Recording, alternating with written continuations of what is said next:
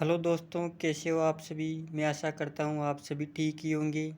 तो हम फिर से आज एक नई टॉपिक के साथ आपके सामने आए हैं। तो हम इस क्लास में बात करने वाले हैं कि गुणा क्या होता है, अर्थात गुणा क्यों किया जाता है, गुणा की अवधारणा क्या है। तो गुणा की अवधारणा से तात्पर्य यह है कि किसी संख्या की समान रूप से कितनी बार आवर्ती हुई है। अर्थात हमने यदि कोई संख्या ले ली 25, तो 25 प्लस 25 प्लस 25, ये 25 की 3 बार आवर्ती हो रही है। तो हम 25 को 3 बार जोड़ने के बजाय 25 को 3 से गुणा कर देंगे तो ये सरल रहेगा। तो हम इसी सुविधा को लेकर गुणा करते हैं। तो हम अगर 25 को 3 से गुणा करेंगे तो 75 प्राप्त होगा। तो हम इसी सुविधा से 25 को 3 से गुणा कर देंगे और गुणा की अवधारणा यही बताती है कि किसी संख्या की कितनी बार आवर्ती हो रही है। तो अब हम कुछ गुणा से रिलेटेड टर्मिनोलॉजी है जिसके बारे में हम बात करेंगे। तो हम बात करेंगे गुणने के बारे में। तो गुणने क्या होता है, ये जैसे दो या दो से अधिक संख्याओं को गुणा करने पर जिस संख्या से गुणा किया जाता है, अर्थात जिस संख्या को गुणा किया जाता है उसे गुणने कहते हैं। तो हम देखते हैं कि यदि हम 355 को 25 से गुणा करते हैं तो ये जिस संख्या को गुणा किया जाता है वो गुणने कहलाता है। अब हम देखते हैं आगे गुणक। तो गुणक क्या होता है, तो हम इसके बारे में जानेंगे कि जब दो संख्याओं को गुणा किया जाता है तो जिस संख्या से दूसरी संख्या को गुणा किया जाता है उसे हम गुणक कहते हैं। तो जैसे हम देखते हैं, जैसे एक संख्या है 345 को हम 35 से गुणा करेंगे तो हम जिस संख्या से गुणा करेंगे उसे गुणक कहेंगे। तो हम 345 को 35 से गुणा करेंगे तो 35 गुणक कहलाएगा। इसी तरह हम आगे बात करते हैं गुणनफल के बारे में। तो गुणनफल क्या होता है, जब हम दो संख्याओं को आपस में गुणा करते हैं तो दो संख्याओं के गुणा करने पर जो परिणाम प्राप्त होता है हम उसे गुणनफल कहते हैं। जैसे हम 25 को 5 से गुणा करेंगे तो प्राप्त होगा हमें 125। तो ये 125 गुणनफल कहलाएगा। तो इसी तरह हमने गुणने के बारे में समझा, गुणक के बारे में समझा तथा गुणनफल के बारे में भी समझा। तो हमने देखा कि गुणने क्या होता है, गुणक क्या होता है तथा गुणनफल क्या होता है।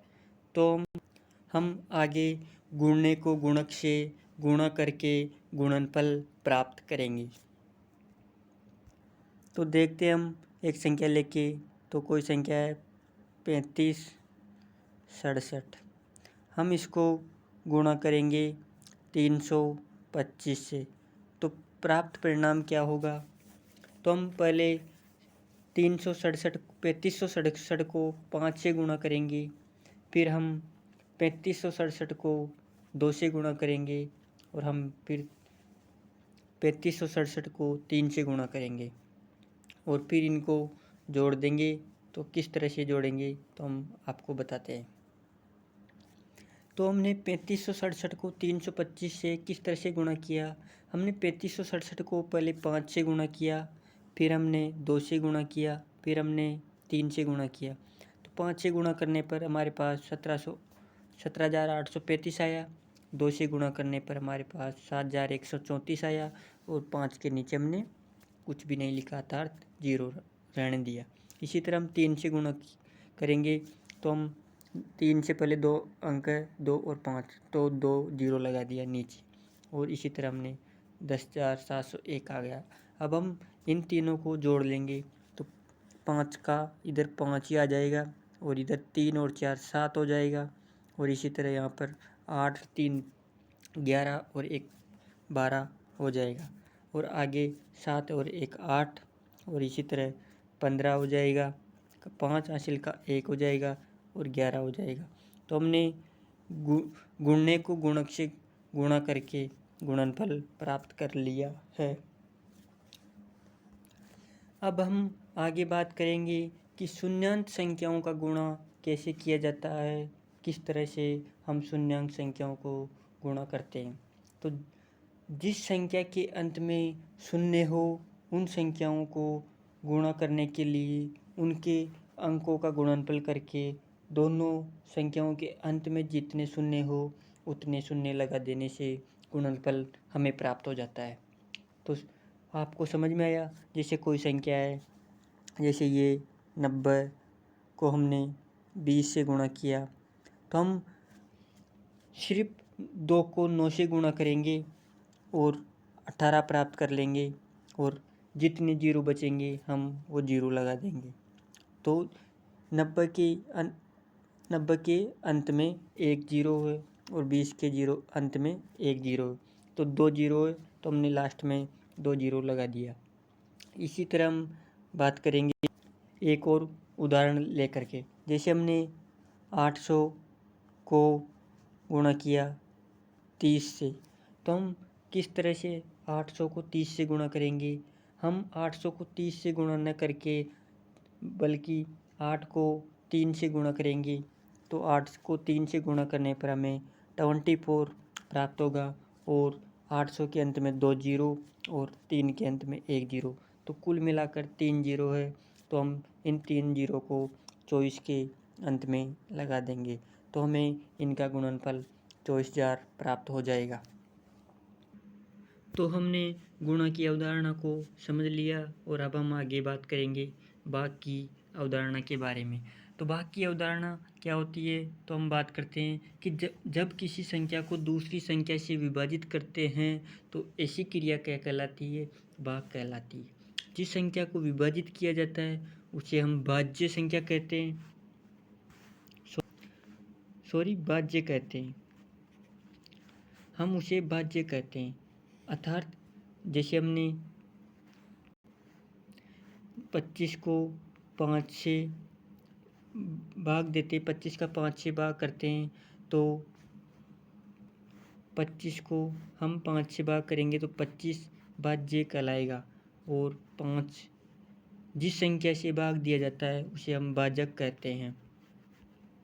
और 5 को 25 से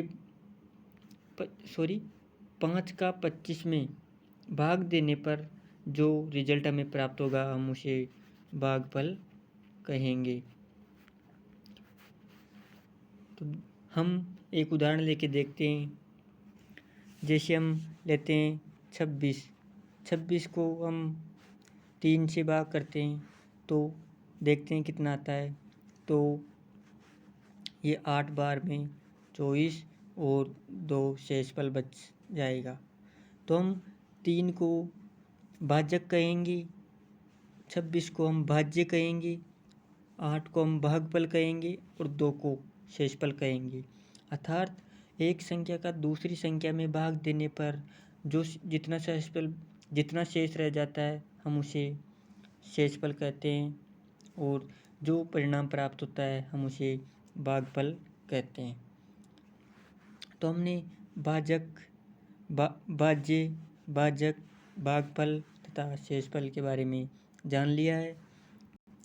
तो अब हम आपको बताते हैं कि यदि किसी संख्या में किसी संख्या का भाग दिया जाता है और यदि शेषफल शून्य प्राप्त होता है तो भाज्य में भाजक का पूरा भाग जाता है। तो जैसे देखते हैं हम 36 में हम भाग देते हैं 2 का, तो 2 का भाग देंगे तो कितना आएगा 36 और शेषफल 0 और 18 बार में भाग जाएगा। तो शेषफल 0 बच गया तो भाज्य में भाजक का पूरा भाग जा रहा है। तो शेषफल शून्य बचने पर भाज्य में भाजक का पूरा भाग जाता है। और शेषफल शून्य होने पर भागफल एवं भाजक का गुणनफल भाज्य होता है। तो यदि हम भागफल को भाजक से गुणा करेंगे तो हमें भाज्य प्राप्त हो जाएगा। तो हम 18 को 2 से गुणा करेंगे तो हमें 36 प्राप्त होगा, जो भाज्य है। यदि शेषफल शून्य नहीं हो तो भागफल एवं भाजक का गुणनफल तथा शेषफल का योग भाज्य के बराबर होगा। तो हम आपको समझाते हैं एक उदाहरण से। जैसे हम किसी से कोई संख्या लेते हैं, 47 ले लिया हमने। हम 47 में भाग देते हैं 5 का, तो 5 का भाग देते हैं तो कितनी बार में जाएगा? 9 बार में 45 आएगा और शेषफल 2 बच जाएगा। तो मैंने क्या बोला था? तो यदि शेषफल शून्य नहीं हो तो भागफल तथा भाजक का गुणनफल, भागफल तथा भाजक का गुणनफल व शेषफल को जोड़ने पर हमें भाज्य प्राप्त होता है। तो यदि हम 9 को 5 से गुणा करके उसमें 2 जोड़ देंगे तो हमें 47 प्राप्त हो जाएगा, अर्थात हमें भाज्य प्राप्त हो जाएगा। तो हम इसको एक सूत्र के माध्यम से लिखते हैं। तो किस तरह से लिखेंगे? तो हम देखते हैं भाज्य बराबर भाजक गुणा भागफल प्लस शेषफल, अर्थात भाज्य भाजक एवं भागफल के गुणा के तथा शेषफल के योग के बराबर होता है। तो हम आगे बात करेंगे भाजकता के नियम के बारे में। भाजकता के नियम क्या होता है? तो हम किसी संख्या को किसी संख्या से भाग देते हैं तो उसमें पूरा पूरा भाग जाता है। तो किस संख्या से किसका पूरा पूरा भाग जाता है, तो हम इसे देखते हैं। जैसे हम देखेंगे 2 से भाजकता के नियम, 2 से भाजकता के नियम। तो 2 से भाजकता का क्या नियम है? यदि किसी संख्या का इकाई अंक, जैसे ये संख्या है 20, तो यदि किसी संख्या का इकाई अंक 0 अथवा सम हो, यदि कोई संख्या हमने 0 ले ली, उसका इकाई अंक 0 या सम संख्या हो, तो वह 2 से पूर्णतया विभाजित होगी। तो हमने 20 ले लिया, ये 20 2 से पूर्णतः विभाजित है। और हमने यदि 26 ले लिया और इसका इकाई अंक सम संख्या है, तो ये भी 2 से पूर्णतः विभाजित होगी। अब हम 4 से भाजकता का नियम पढ़ेंगे। तो हम पढ़ते हैं 4 से भाजकता का नियम क्या होता है। तो 4 से एक मिनट। तो 4 से भाजकता का नियम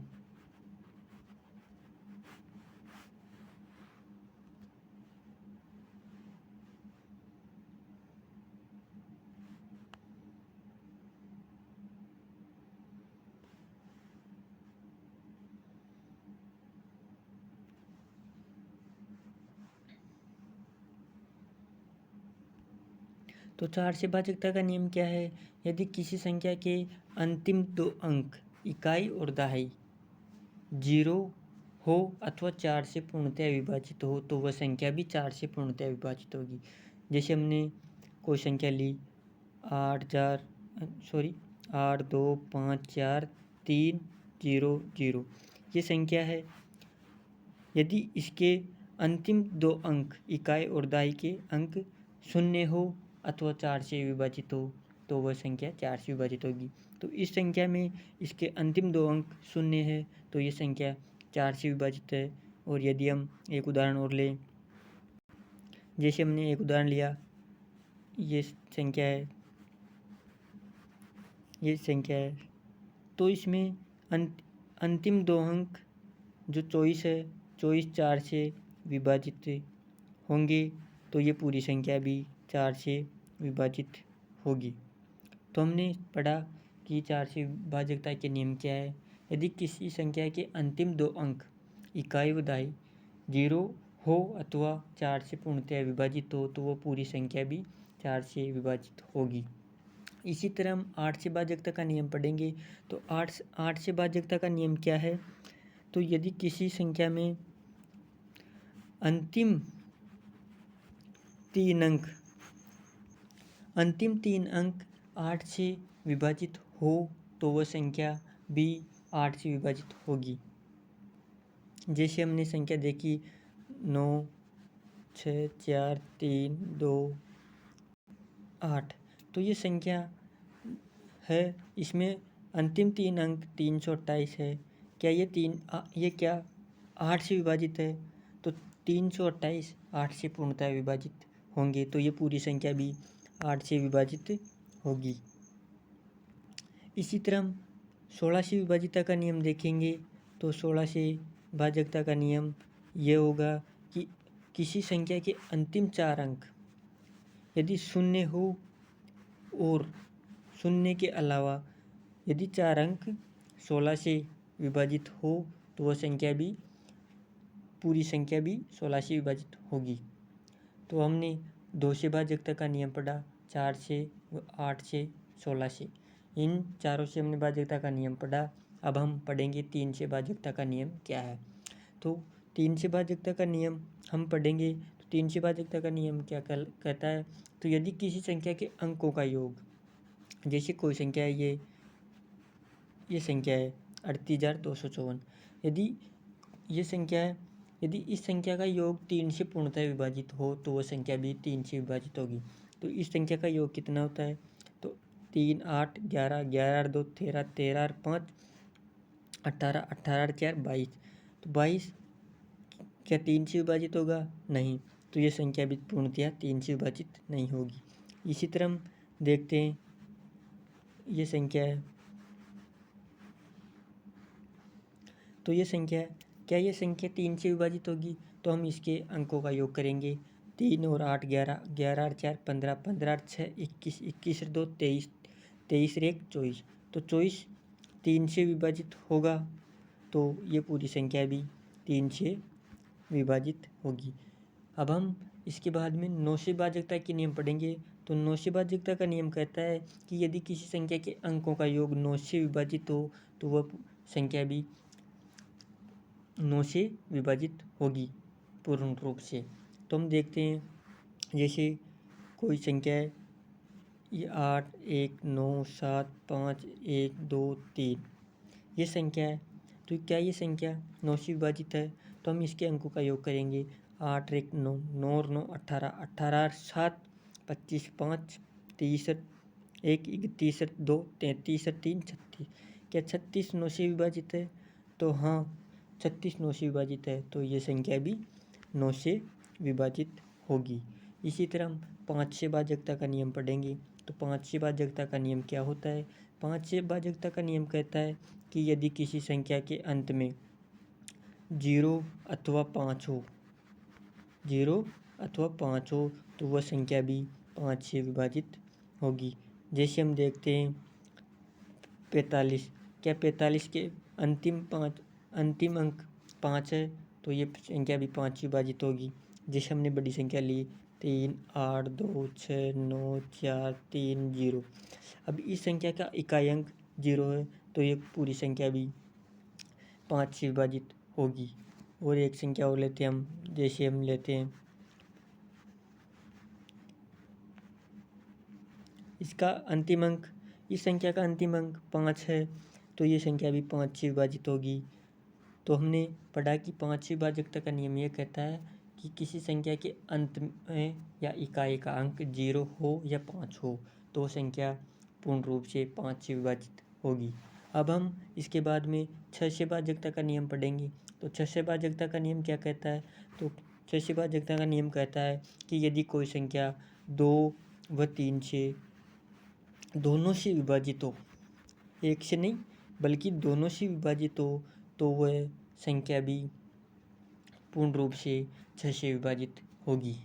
अथवा संख्या का इकाई अंक 0 अथवा सम हो और संख्या के अंकों का योग 3 से विभाजित हो, तो वह संख्या 6 से विभाजित होगी। तो 2 से विभाजिता का नियम क्या कहता है कि 0 हो या सम हो तो 2 से विभाजित हो जाएगी। और 3 क्या कहता है कि अंकों का योग 3 से विभाजित हो, तो वो 6 से विभाजित होगी। यदि वो दोनों से विभाजित होगी तो वो संख्या भी 6 से विभाजित होगी। जैसे हम देखते हैं 432, क्या 432 2 से विभाजित है? हाँ, 2 से विभाजित है, क्योंकि इसका इकाई का अंक 2 है। क्या ये 3 से विभाजित है? हाँ, ये 3 से विभाजित है, क्योंकि इसके अंकों का योग 9 है और 9 3 से विभाजित है। तो ये संख्या 2 व 3 से विभाजित है, तो ये भी 6 से विभाजित होगी। इसी तरह हम आगे बात करेंगे 11 से विभाजिता का नियम। तो 11 से भाजकता का नियम क्या कहता है?